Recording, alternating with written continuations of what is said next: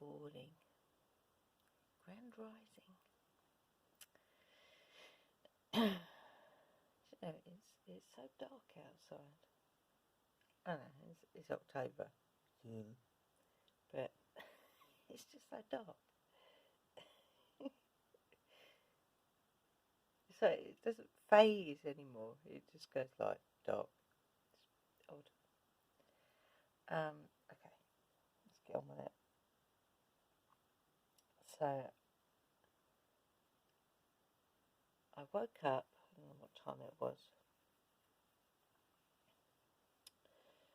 about 6-ish, something like that. And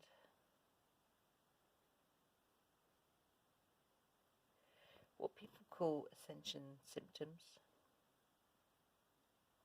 essentially, the way I see it, they're not actually symptoms. They're not symptoms of ascension. What they are, if you like, is resistance to aligning with your natural frequency, and obviously activating your DNA, switching on that light, your inner light, and combined with the, you could call them neutrinos. I like to call them neutrinos. You might even not know what neutrinos are. Go and research it. It's fascinating. They're things that they can measure as well. Science. But they have equipment they can measure neutrinos with. Very interesting. Anyway. But with the sun,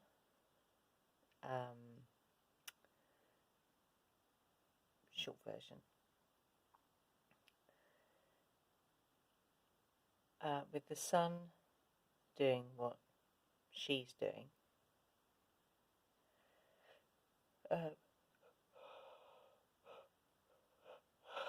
which is basically relaying messages, same as the moon,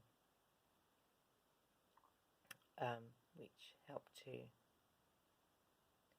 quicken. This is like a quicken our frequency change, our ascension. Yeah. So with all that's happening, which is designed in such a way that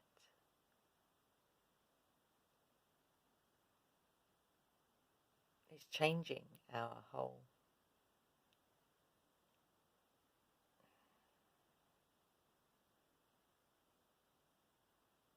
external structure to match our inner being. Yeah, that makes sense. Makes sense to me. So this morning, I'll get to what I'm talking about. This is a little backstory there.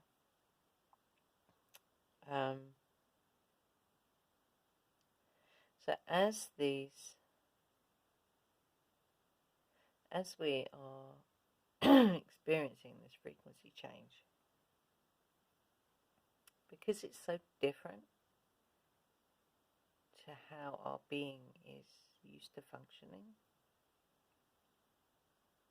That's not a question, by the way. There's resistance. So resistance isn't a dirty word, yeah. In fact, in electronics, resistors are actually very useful. They store energy, or they kind of help to. I've just got to remember my electronics from way back. It was only it was a new thing they brought out because I was the last year to do O-levels, and there was a new thing they were bringing out. It wasn't whatever they're called now. I don't know what they're called now. It was a new kind of technology branch of whatever it is they're called now. And yeah, I did learn a little bit of electronics. But resistors, what resistors do is they help to manage energy. Yeah. So all that resistance is doing is helping to manage that energy a little bit better. But what can come with that resistance is, so I got this morning. So I'm here now. I got this. It's like, we're going to do a video on it. I'm like, oh, for fuck's sake, I'll go back to sleep, please.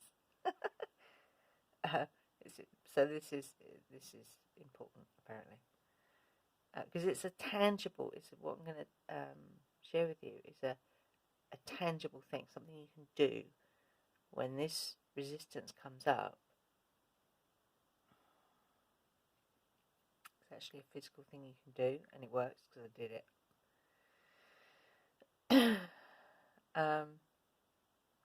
So when this resistance comes up, it usually comes up as some kind of a pain or discomfort in the physical being. Yeah. So there are different ways you can manage that. But something that when myself and Ian were teaching yoga, I started teaching in 2011, and we did up until 2015. I thought there was a crow in the tree, but we just weren't getting the interest, and the venues were starting to cost more money, so it's like we couldn't do it, couldn't sustain it out of our own pocket. Anyway,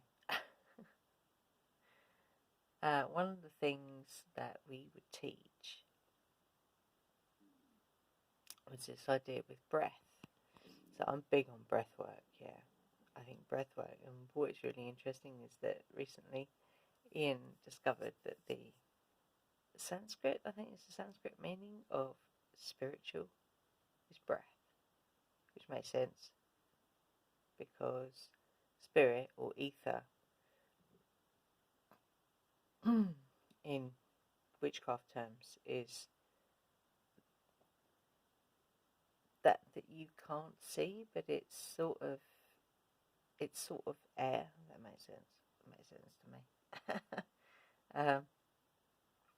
Anyway, so yeah, one of the things we used to teach people in yogic breathing was this idea of when you inhale, you're expanding through the whole of your being, from the tiniest cell to the biggest muscle. Yeah, there's an expansion there. So you're expanding and holding a space. This is where it comes in. This is what I got this morning. It's like, remember, Ange? Oh, I remember. So when you breathe in and you expand that inhale, yeah, you are creating a space for anything to come into which doesn't serve you, and then the exhale is the releasing of that. Well, in yoga, that would be the tension that you hold, which is, again, is resistance. That's all that is. So resistance will show up as tension, as pain, as discomfort, as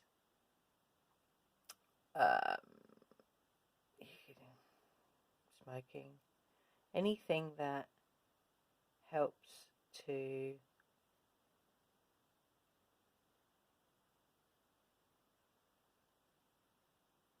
not, anything that helps you to not look at that. Does that make sense?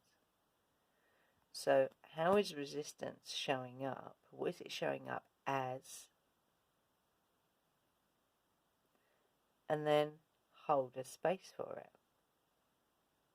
So what I was doing this morning, because I was having, it wasn't the pain in the back of the heart, which both me and Ian, and quite a few other people that have been experiencing this. Linda Good talks about that as being, you've stabbed yourself in the back because you knew what you were when you came here. But you've agreed to go, okay, I'm going to incarnate into this density, into this bonkers world, yeah.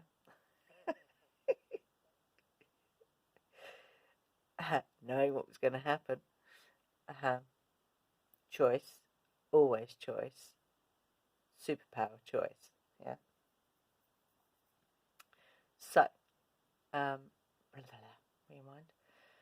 So when you breathe in, you can do this with intention, and you can do this in a very powerful way. You can use ujjayi breathing as well. So I do have, I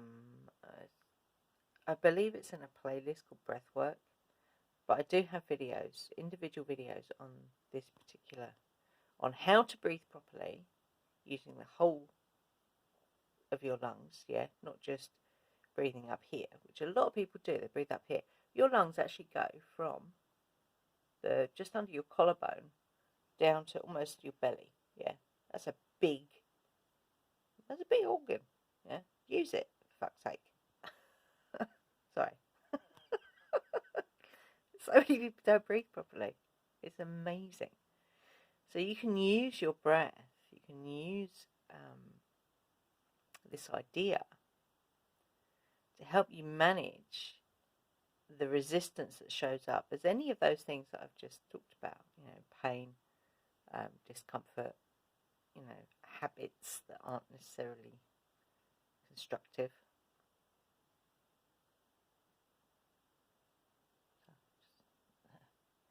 Hear things as done in the morning. It's dead quiet. I love that. There's not even any traffic sound.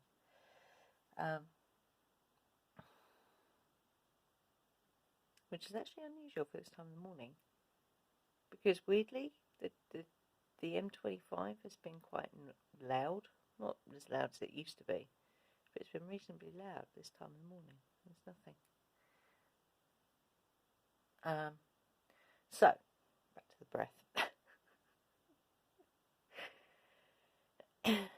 So what you can do, you can set your intention. That's 99% of universal law in my book.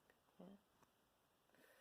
So you can set your intention that when you use your breath in this way, it holds a container, because we talk about, I've spoken about it before here, about holding a space when those things come up, yeah, whatever that is, whether that's indecision, whether that's pain, whether that's,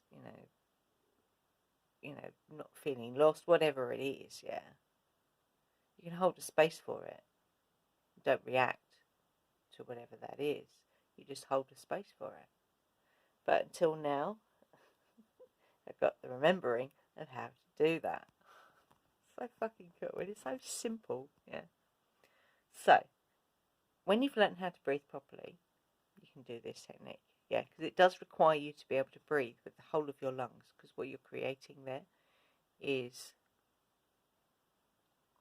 almost like you're creating a chamber, which you can then transpose to anywhere on your body. Obviously, if whatever it is that you're experiencing is in your torso, then that's easy to do because that's where your lungs are, yeah. But if it's somewhere else in your body, it's like I had a very small thing going on, a bit of energy going on in my foot. So when I breathe in, it's like I sent that, I transposed that container to my foot and held it there until I exhaled and pain was gone. That was a pain this morning. Tiny one, yeah. But I was experimenting with this technique and it works. And it worked when we used to teach it in yoga as well.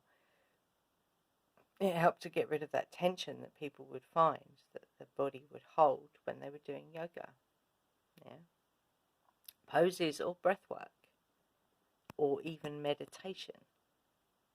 So this will work for that as well. So if you struggle with meditation, you can certainly use this to get into that space of, as RJ says, just landed here, no past, no future. I love that. I use that all the time. It's really cool. So set your intention, yeah, to use this as a tool to help that resistance, so that's all it is, to pass, to move through, to pass, yeah. So you can let go of it, you can release it. So set your intention. And then what you want to do is you want to take a breath. Obviously, depending on, how you use your lungs. If you're an experienced yogi, you should be able to do that inhale for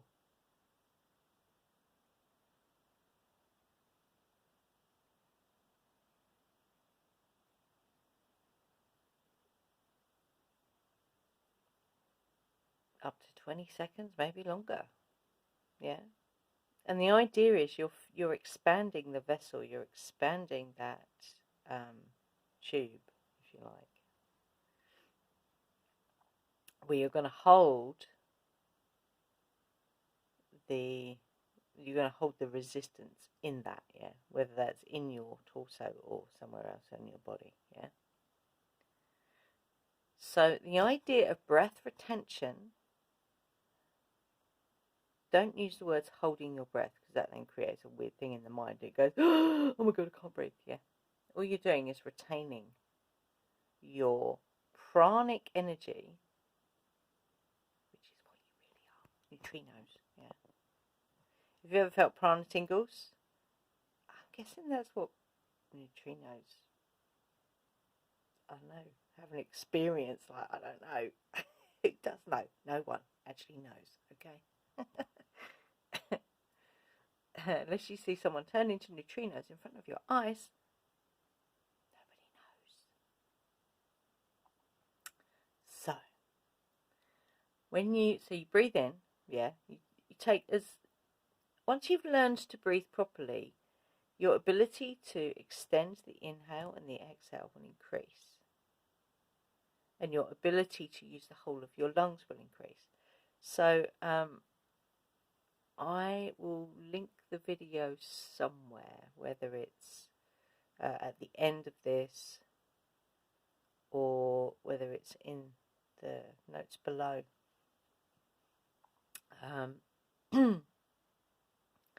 I will put the videos that explain how to breathe properly and all that stuff. Yeah. So you inhale, you hold that container, so you retain your breath.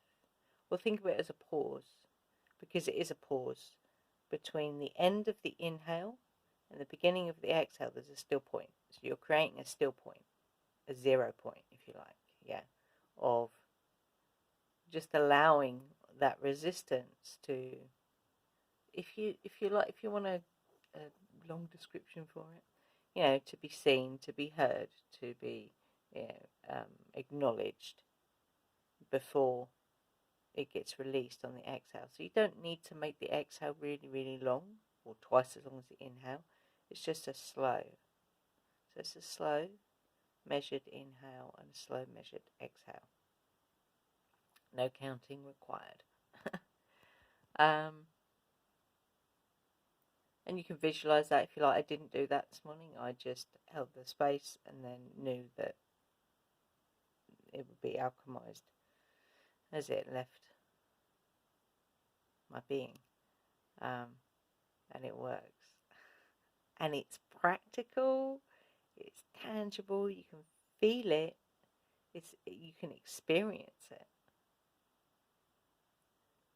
So, is there anything else that I wanted to say about that? I don't think so.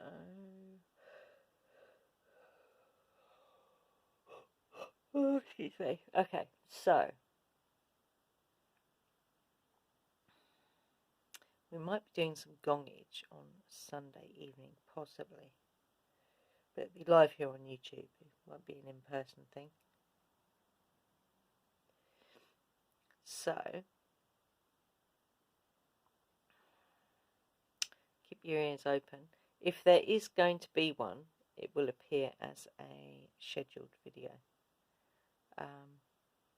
Yeah. So I hope this is helpful for you. I know a lot of people at the moment are experiencing resistance. Because that's all it is. It's just resisting, which is quite normal. Yeah. Because all you're trying to do when you're resisting is to manage that energy in a way that you can manage it. But what it does is it creates ripples, if you like. It's like a pinball, going around a pinball machine. It triggers the fuck out of your body. Yeah. So, yeah, I think that's it for now. Hope this has helped. If you love what we do and you feel like you want to, I don't know, show your appreciation, you can always make a donation. But definitely give it one of those. And I did notice last time I looked that a lot of people that watch our videos aren't subscribed, so subscribe. And then you'll see, and then you'll get to see as soon as I post a funny Smurf video or one of these or something else. Yeah. So I hope that's helped you anyway. Excuse me. Oh, yeah. So until the next one, stay fearless.